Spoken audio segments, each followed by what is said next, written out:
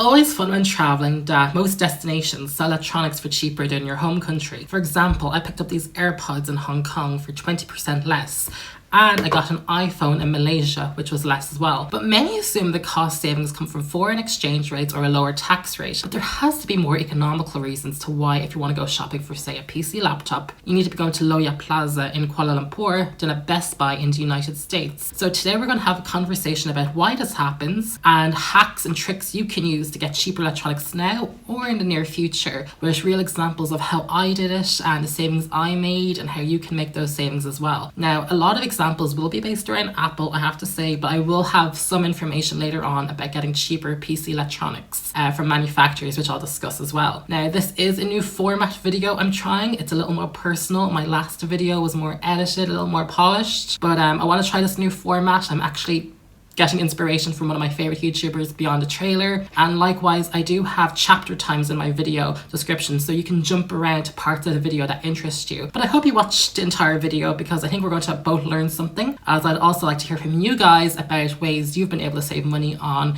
new electronics as well. And actually later on we're going to have a little chat about Low Yat Plaza, so if anyone from KL is watching or have been to KL, I'd like to hear from you guys as well. So the basics for getting new gadgets cheaper is that many websites like Apple and Dell sell refurbished products on their website which are identical to new goods, but everyone knows that the savings come when you combine it with shopping in another country or another currency that's in your favor. Now, many assume that's a trip overseas if you're on holiday or if you're on business, but for some countries, check the prices of your electronics in neighbouring countries, as in some cases significant savings of over €1,000 can be found, and that's only a train ride or a car journey away. So cross-border savings is something you should definitely consider if it's applicable, and we will discuss that in a little bit. But first I want to talk about why this happens. So for Apple products, since they're premium and not rationally priced anyway, to say the least, I'm sure people would have even harsher comments to say than rationally priced or irrationally priced. But the prices do fluctuate actually from country to country, actually just due to foreign exchange and VAT. But for other electronic manufacturers that operate in a more competitive marketplace, there actually are different reasons why you find unique goods or cheaper goods in different countries. So did you know that many computer manufacturers like Lenovo or HP will make specific computer models or laptop models for that country that you cannot buy anywhere else in the world? And in some cases, it's actually really good stuff. Now, that's because PC manufacturers or Android smartphone makers, they don't make high profit margins on goods the way Apple does. So the name of the game is selling high quantities. So if a country like Malaysia, for example, has less purchasing power than the United States of America, they have to make changes and more affordable products for that country, which is really great if you happen to be visiting. And obviously it's great for the people who live in that country because they have access to better priced computers or electronics. So a great example is to check out this Lenovo Yoga 530 Ultrabook I picked up from my partner in Kuala Lumpur in Malaysia last year. It has an 8th generation Intel i5 processor, 8GB of memory, 256GB solid state drive, and dedicated NVIDIA graphics card on a full HD touchscreen display, solidly constructed, great battery life. It even came with the active stylus and a backpack from Lenovo, and that was only for €729. That's a crazy good deal. The best comparable one I actually found in Ireland here was the HP Envy for 2019, and that doesn't even rotate. It's not a 2-in-1.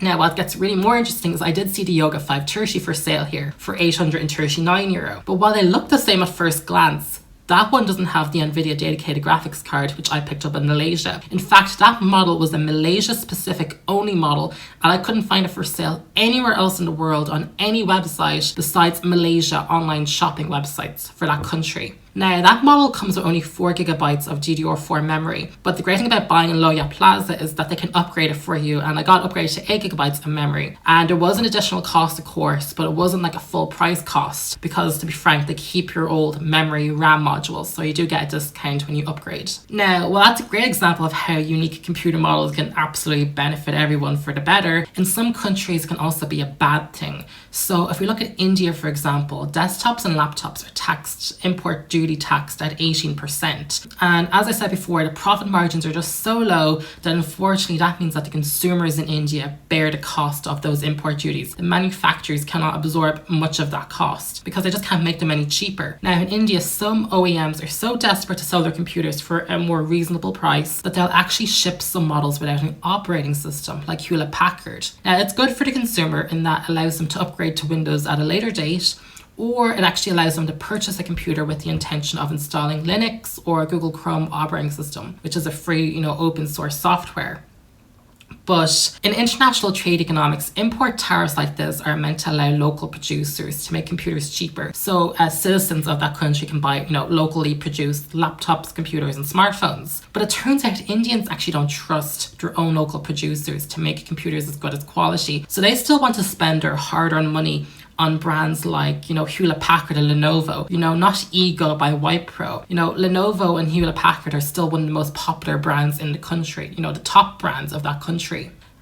This is also the problem with import tariffs, is that those implementing them can really hurt everybody involved if they don't do it properly, because computer components are also, if you're to build your own computer, they're taxed at the same rate, and some components are even taxed higher than 18%. So there's absolutely no initiative for people to be entrepreneurial and to start their own business, because there's just no incentive for people to do that if import tariffs are that high. The problem with that is just because everything's made in China. So conversely, that's why Chinese companies like Huawei and Xiaomi are absolutely thriving in China, and they're making a fortune. Components are made in China and are, built in China. These local brands can actually sell for cheaper. Now, I use Apple computers because I need their software, I like the ecosystem, I like the aesthetic, I use Apple products in general. But in countries with lower purchasing power, preferences like that just go out the window. They really care about specifications. So if they can get the same specifications for cheaper from a local brand or a different brand, they're going to do it, which is why we've seen companies like Apple struggle in the Middle Kingdom and in India.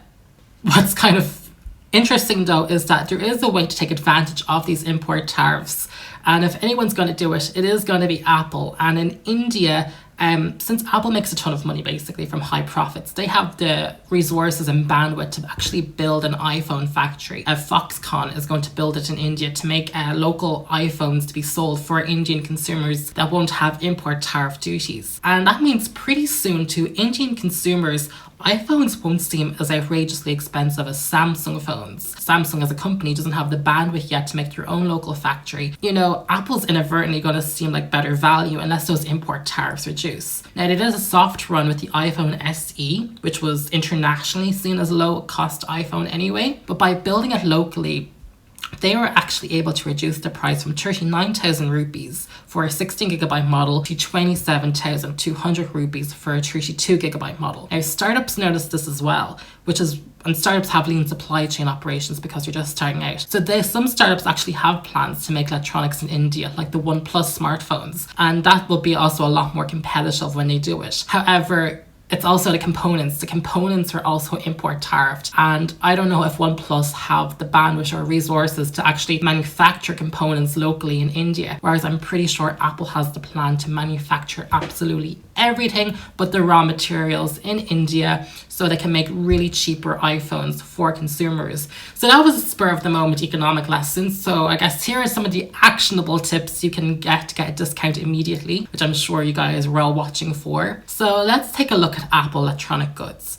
Now, as an Irishman, Ireland is actually one of the worst countries in the world to purchase Apple goods, but I have hacks you can use immediately. Now, for international audiences who don't know, England colonised the north of our country, and 6 counties of our country belong to the UK. They use the pound currency, etc.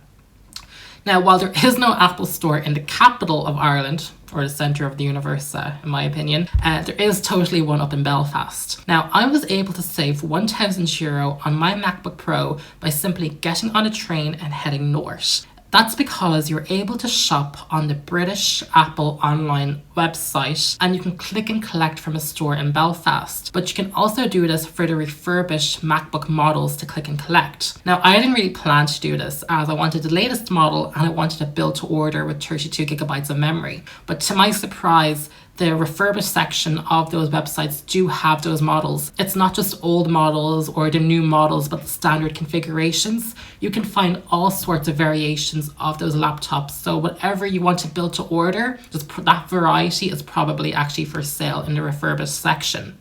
So check it once a day, and when the model you want, appears, click it, purchase it, and enjoy those savings. The hack and the name of the game with this is that the more you plan to spend, the more savings you're going to make. You're going to get the refurbished discount, you're going to get the foreign exchange discount, and the weaker VAT status. So in this case, the Irish online Apple store was going to charge €3,879 for the laptop I needed, and I was able to get it just a train ride away for under 2,900, which was an absolutely amazing saving. Now, for those who are planning to go on holiday in the near future, definitely check if the country you're going to has an Apple retail store and if they sell refurbished products on the country's website. You can purchase online and click and collect in the shop, and they tend to hold products for about 2 weeks. You'll need to double check that with a representative of that country in that store. So, a lot of people like to go to America, for example. And again, with that laptop model I was after, what costed €3,879 in Ireland, you can pick up, refurbished in America for €2,395, which is an amazing savings. That's even better than what I did in the north. But that was a train away, where it was, you have to go to America. But if you're planning to go in the near future, that's a great savings, and you should definitely take advantage of that.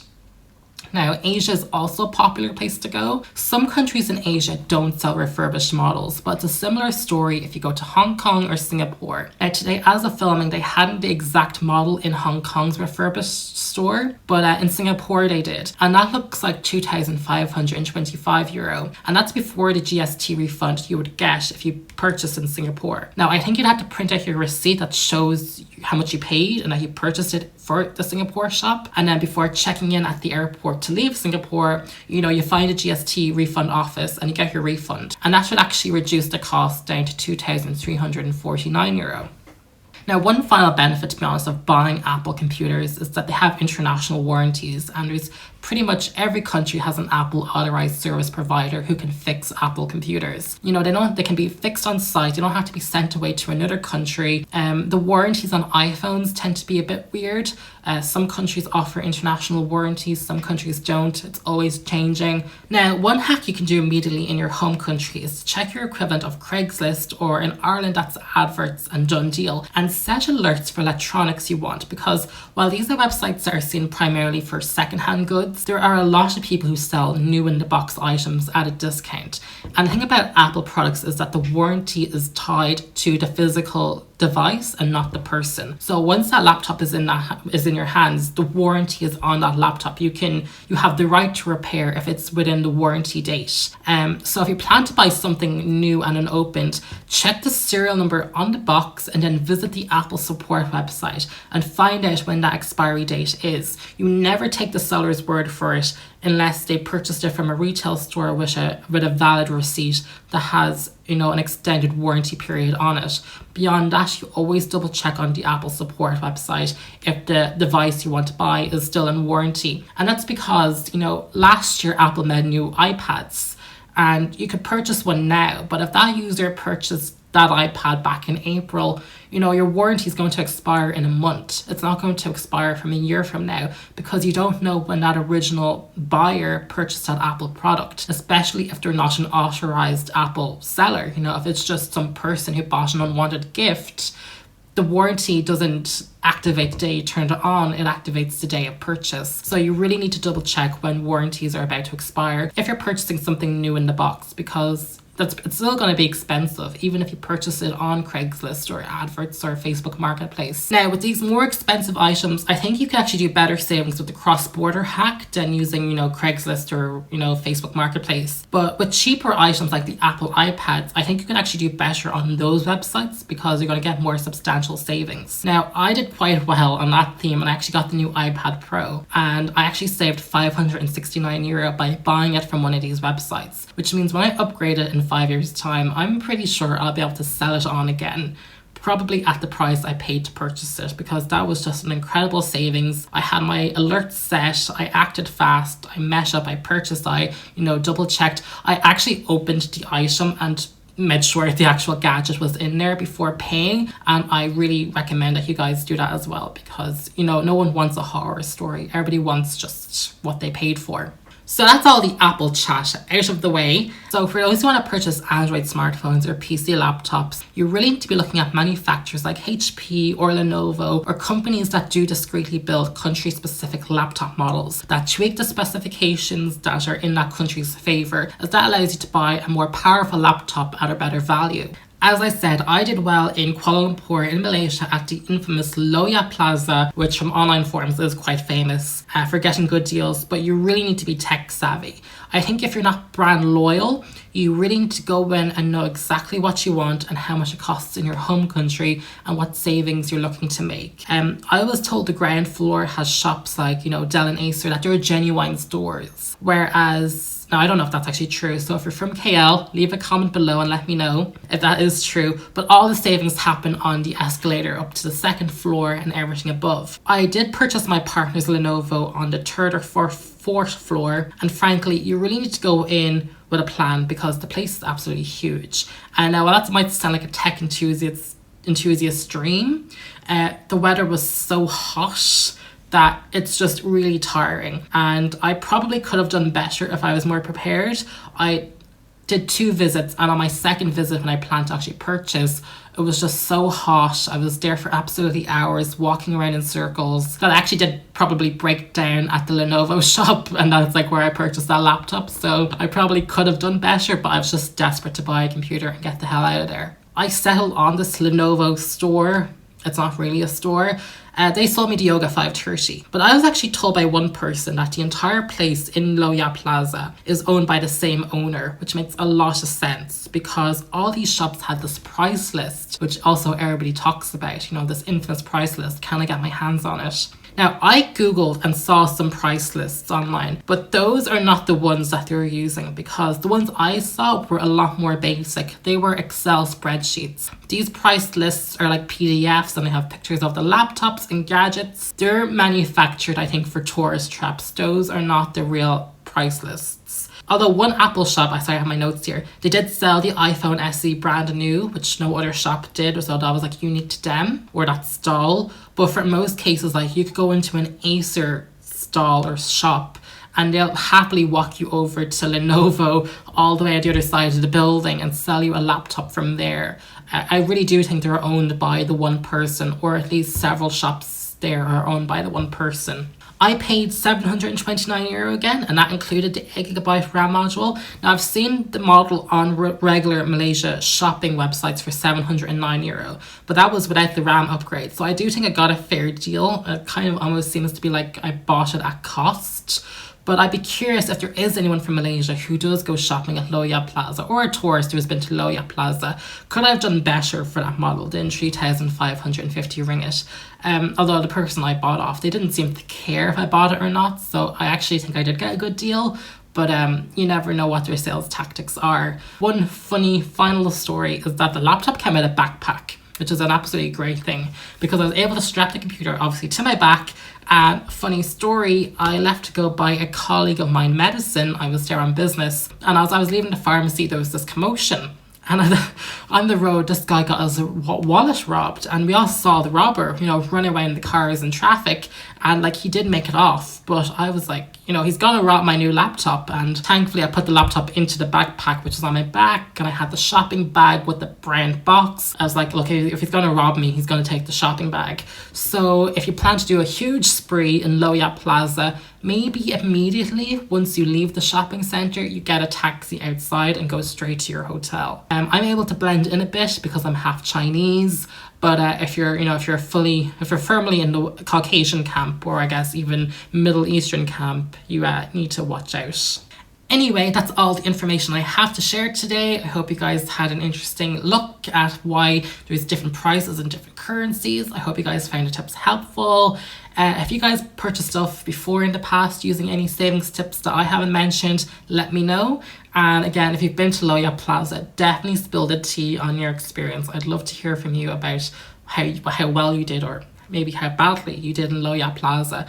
But I'd love to hear from you guys as well, especially if you're a local to KL. I'd love to hear the insider insider tips on how to get a good discount, because everybody loves a good discount. I hope this new format of recording a little more personal one-to-one works out well. Thanks for watching this video. Give it a thumbs up, subscribe if you want to see more videos. I have some videos on my channel now, and you can follow me on Twitter, but maybe don't do that because I talk absolute shite. And on that note, I'll catch you all next time. Thanks for watching. Bye.